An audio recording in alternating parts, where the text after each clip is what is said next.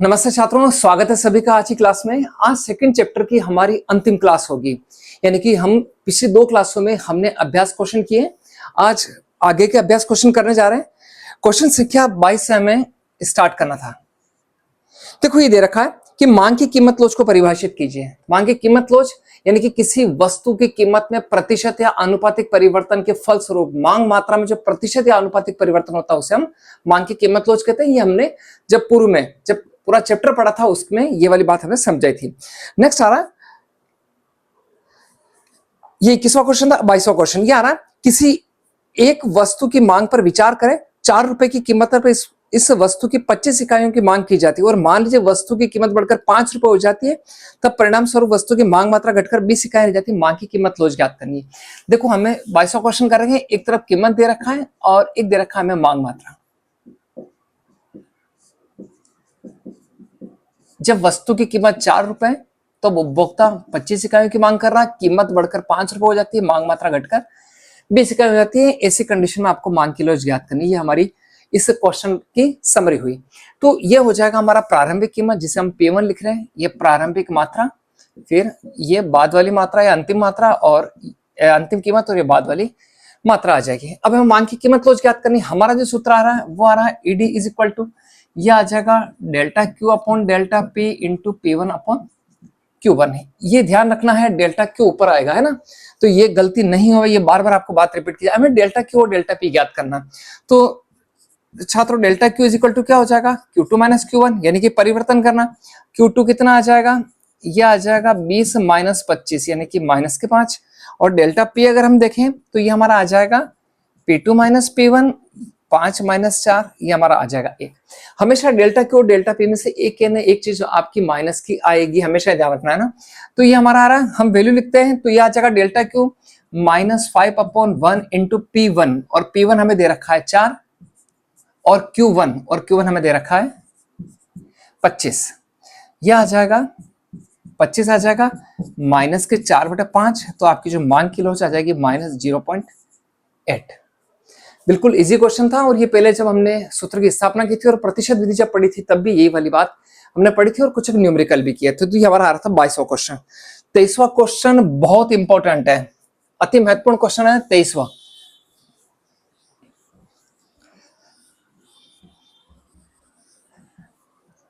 बहुत अच्छे क्वेश्चनों में से एक है, बहुत ध्यान से समझना छात्रों इसको। ये हमको दे रखा है क्वेश्चन संख्या 23। ये दे रखा है, हमको एक मांग फलन दे रखा है या मांग समीकरण दे रखा है, वो हमें दे रखा है 10-3p, और हमें जो कीमत दे रखी है 5/3, और हमें मांग की लोच ज्ञात करनी है। ये हमारा क्वेश्चन है। अब इस क्वेश्चन ध्यान रखना, हमें मांग फलन दे रखा है, यानी कि अब तक हमने जो भी क्वेश्चन मांग की कीमत लोच को ज्ञात करने किए थे उसमें अपन को कीमत और मात्रा दोनों दे रखी थी, लेकिन यहाँ हमें जो क्वेश्चन दे रखा है उसमें अपन को मांग फलन दे रखा है। तो देखो, आपको एक बात और बताई थी, वापस रिपीट कर रहा हूं, यहां से भी क्वेश्चन आ सकता है और बहुत डीपली क्वेश्चन है ये वाला, और बहुत इंपॉर्टेंट है।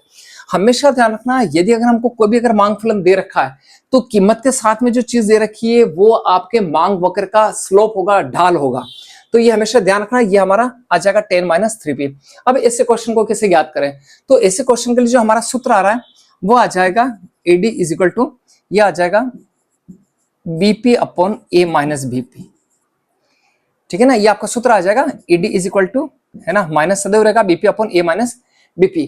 तो ये हमें दे रखा है, तो अब ये कैसे ज्ञात करें। देखो समझना, हमें दे रखा है मांग फलन दे रखा है ना, और ये दे रखा है 10-3p। अब देखें तो ये जो हमारा ये दे रखा है, देखो ना, ये जो चीज रखी है इसी रूप में दे रखी है, तो हमारा जो मात्राएं आ रही है ना, यानी कि क्वांटिटी इज इक्वल टू, यह आ जाएगा A माइनस BP, है ना, इस रूप में लिख रहे हैं। तो आपका जो A हो जाएगा वो हो जाएगा 10, और जो B हो जाएगा वो आपका क्या हो जाएगा 3 आ जाएगा। अब हमें कुछ नहीं करना, केवल सूत्र में वैल्यू लिखनी है। हमें A भी पता है, हमें B भी पता है, और हमें प्राइस भी दे रखी है, देखो, है ना, और प्राइस हमें क्या दे रखी है 5/3, जैसा कि प्रश्न में दी गई है। अब हमें क्वेश्चन करना, सूत्र में चीजें अप्लाई करनी है। यह आ जाएगा माइनस BP, है ना, BP का मतलब B अपन को कितना दे रखा, तो B ये आ गया आपका 3 इंटू, और प्राइस अपन को क्या दे रखी है 5/3 बटा, फिर A माइनस BP, तो A हमें दे रखा है 10 माइनस, और फिर आ जाएगा 3 इंटू 5/3। ये हमें दे रखा है, आगे इसको सोल्व करें, 3 से 3 कैंसिल हो जाएगा, तो ये आ जाएगा -5 अपॉन, ये 3 से 3 कट जाएगा, 10 में से 5 जाएंगे तो 5, यानी कि आपकी जो मांग किलो हो जाएगी वो क्या आ जाएगी, इकाई के बराबर आ जाएगी। बहुत महत्वपूर्ण क्वेश्चन है, बहुत इंपॉर्टेंट क्वेश्चन है। यहाँ पे वापिस लेना, हमें ये सूत्र याद करना है, मांग किलो बराबर बीपी अपॉन ए माइनस बीपी। ये जो हमारा होगा वो एक प्रकार से हमें जो मांग फलन दे रखा है या मांग समीकरण दे रखा है ना, वो वाली चीज दे रखी है ए माइनस बीपी। तो हमने ए माइनस बीपी करके ए की वैल्यू निकाली 10, बी की वैल्यू निकाली 3, पी हमें सवाल में दे रखा है, तो सारी चीजें हमें ज्ञात हो गई और हमें केवल ये चीज सूत्र में अप्लाई करनी है। तो आपकी जो मांग किलो हो जाएगी वो इकाई के बराबर हो जाएगी। बहुत इंपॉर्टेंट क्वेश्चन है इस साल के दृष्टिकोण से ये वाला। नेक्स्ट आगे बढ़ते हैं हम। मुझे पूरी उम्मीद होगी ये क्वेश्चन आपको बहुत अच्छे से समझ में आया होगा। नेक्स्ट चलते हैं, अगला क्वेश्चन जो हमारा आ जाएगा क्वेश्चन संख्या 24। ये दे रखा है हमें कि मान लीजिए किसी वस्तु की कीमत, मांग की कीमत लो 0 माइनस 0.2 और वस्तु की कीमत में 5% की वृद्धि होती है, तो कितने प्रतिशत की कमी आएगी। देखो क्वेश्चन संख्या दे रखी है हमें 24, हमें जो दे रखा है मांग की कीमत लो इलास्टिसिटी ऑफ डिमांड, ये दे रखा है -0.2, और फिर हमें दे रखा है कि वस्तु की कीमत में 5% की वृद्धि होती है, तो यह आ रहा है कीमत में वृद्धि, वो 5% दे रखी है, हमें मांग में कमी याद करनी है, मांग में, या यूं कह सकते हैं मांग में प्रतिशत कमी, है ना, ये आपको फाइंड करना है। ठीक है ना, ये आपकी समरी हो गई। देखो जब सीधा का सीधा प्रतिशत के रूप में दे रखा है ना, तो ऐसी स्थिति में आपकी जो मांग किलो हो जाएगी वो क्या हो जाएगी, तो हमारा जो सूत्र आता है, जैसा कि हमने 21 वाले क्वेश्चन में भी बताया था, किसी वस्तु की कीमत में प्रतिशत परिवर्तन आ रहा है, उसके फलस्वरूप मांग मात्रा में जो प्रतिशत परिवर्तन आ रहा है, तो सबसे पहले आ रहा है कीमत में प्रतिशत परिवर्तन, और इसके परिणाम स्वरूप आ जाएगा मांग में प्रतिशत परिवर्तन।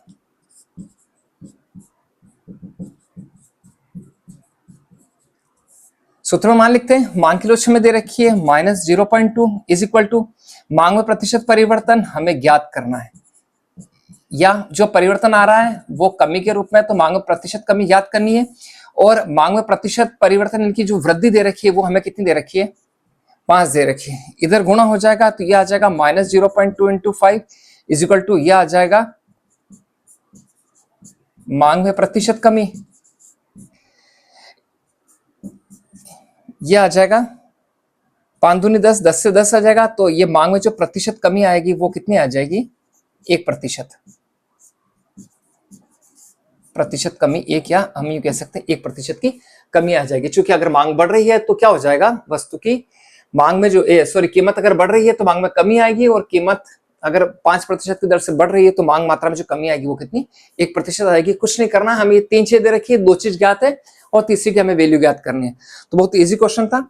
नेक्स्ट आगे बढ़ते हैं, क्वेश्चन संख्या 25।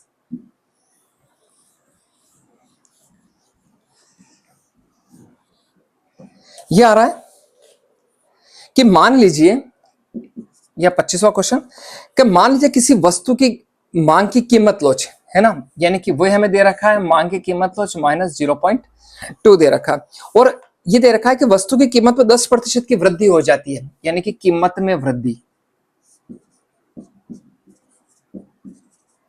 कीमत में जो वृद्धि दे रखी है वो हमें कितनी दे रखी है, 10% दे रखी है। और फिर नेक्स्ट आ रहा है, उस पर होने वाले व्यय पर किस प्रकार प्रभावित होगा, है ना, तो अपने व्यय पर प्रभाव देखना है। ये हमने समरी लिख दी।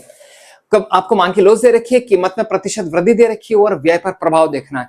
तो देखो हम सबसे पहले जब इसको हल कर रहे हैं ना, इसका सॉल्यूशन आ रहा है, सबसे पहले देखें हमने कुल व्यय विधि देखे, कहीं कहां आ रहा है, तो हमने कुल व्यय विधि पढ़ी थी, किसके द्वारा प्रतिपादन किया गया था, मार्शल। ठीक है ना, क्वेश्चन आता है यहां से भी पिन पॉइंट, तो मार्शल विधि का प्रतिपादन किया था। अब यहां समझना मार्शल ने क्या किया था, 3 भागों में बांटा था, है ना, इकाई से अधिक, इकाई से कम और इकाई के बराबर। तो यहां देखना कि यदि मांग की लोच 0.2 है और वस्तु की कीमत, अब 0.2 का मतलब क्या हो जाएगा, देखो ये दे रखा हमें -0.2, इसे हम क्या लिख सकते हैं, इट इज लेस देन 1, यूं भी लिख सकते हैं, है ना, यानी कि ये जो वैल्यू हो जाएगी वो क्या हो जाएगी, इकाई से कम हो जाएगी। और जब मांग की लोच इकाई से कम है तो ऐसी स्थिति में क्या होता है? तो देखो जब ये बात बताई थी कि मांग की लोच जब इकाई से कम होती है तो ऐसी स्थिति में कीमत और कुल व्यय में एक ही दिशा में परिवर्तन होता है। यानी कि अगर कीमत में वृद्धि 10% की होती है तो ऐसी स्थिति में कुल व्यय में भी क्या होगी? वृद्धि होगी। तो हम इसे इस प्रकार से लिखेंगे, यहां का मतलब प्रश्न में ये दे रखा है मांग की लोच इकाई से कम है। मांग की लोच क्या हो जाएगा? इकाई से कम है। इकाई से कम यानी कि ईडी इज लेस देन 1 है ना, कम है। तो ऐसी स्थिति में क्या होता है? तो ऐसी स्थिति में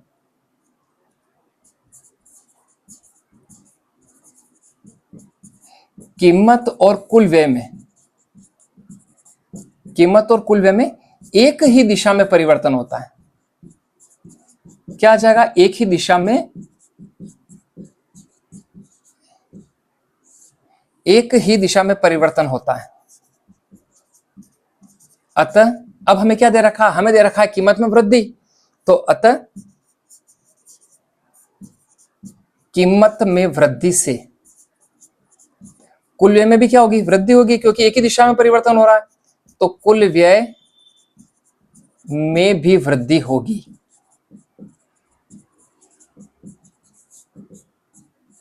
समझ में आ गया छात्रों? देखो वापस समझना, हमें दे रखा है मांग की लोच 0.2 यानी कि इकाई से कम दे रखा है और कीमत में दे रखी है वृद्धि, और कुल व्यय पर प्रभाव देखना है। तो कुल व्यय पर प्रभाव, तो हमें क्या पता है? हमें ये चीज ज्ञात है कि यदि अगर मांग की लोच इकाई से कम होती है तो ऐसी स्थिति में कीमत और कुल व्यय में एक ही दिशा में परिवर्तन होता है। अतः यदि अगर कीमत में वृद्धि होती है तो जो कुल व्यय होगा वो भी क्या होगा? पहले की तुलना में बढ़ेगा, या उसमें पहले की तुलना में वृद्धि होगी। ठीक है छात्रों, समझ में आ गया होगा। अब आ रहा है नेक्स्ट हमारा अंतिम क्वेश्चन 26।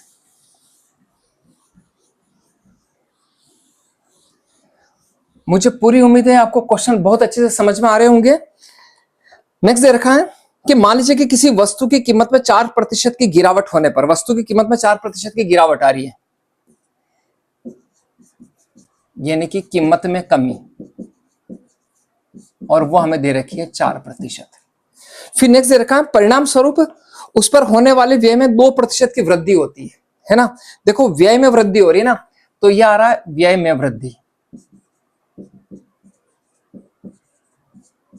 और ये कितना आ जाएगा? 2% आ जाएगा। तब ऐसी स्थिति में मांग की लोच के बारे में अपना विचार रखना है ना। तो मांग की लोच कितनी होगी? ठीक है, ये आपका क्वेश्चन है। देखो अब समझना ध्यान से, जो हमने 25वां क्वेश्चन किया था उसका ठीक विपरीत क्वेश्चन आ रहा है। पुनः एक बार सुन लो, ये हमारी आ रही है कुल व्यय विधि। कुल व्यय विधि, प्रतिपादक, मार्शल आ जाएंगे। अब यहां समझना, हमें क्या दे रखा है? कीमत में तो कमी दे रखा है, और व्यय में क्या दे रखा है? वृद्धि दे रखा है। तो आपको हमने पहले भी बताया था कीमत और यार आपका कुल व्यय। देखो जब कीमत बढ़ती है कुल व्यय कम होता है, या कीमत कम होती है या कुल व्यय बढ़ता है, तो ऐसी स्थिति में जो मांग की लोच होती है वो क्या होती है? इकाई से अधिक होती है। तो बस सीधी सीधी बात यहां पर भी दे रखी है। तो बस ये चीज जो हमने पढ़ रखी है उसे हमें थ्योरी रूप में लिखना है। तो हमारा जो आंसर हो जाएगा वो इस प्रकार से हो जाएगा, हल या आंसर लिख सकते हैं हम, है ना। वो इस प्रकार से आ जाएगा कि यहां, है ना, या प्रश्न में कि यहां कीमत में कमी से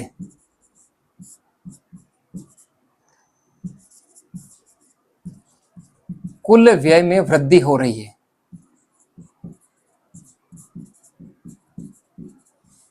कीमत में कुल व्यय से कीमत में कमी से कुल व्यय में क्या हो रही है? वृद्धि हो रही है। अतः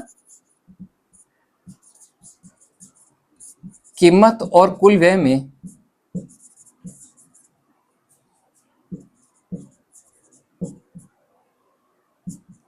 विपरीत दिशा में परिवर्तन होता है।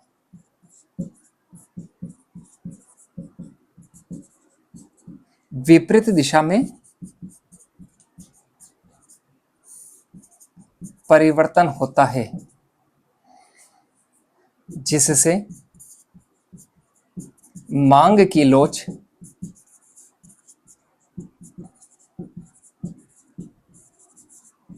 इकाई से